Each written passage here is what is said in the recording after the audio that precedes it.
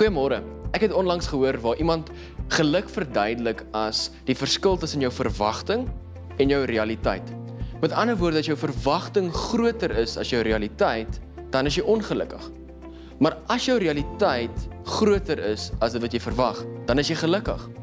Nou baie mense, selfs ek soms, spandeer soveel tyd aan my verwagtings, waar as ek net daai werk kan kry, of as ek net daai kar kan ry, of as ek soveel geld kan verdien, of as ek eendag dit kan doen, en ons hoop op hierdie eendag, wat dalk nooit gaan kom nie. En ons spandeer bitter min tyd aan ons realiteit.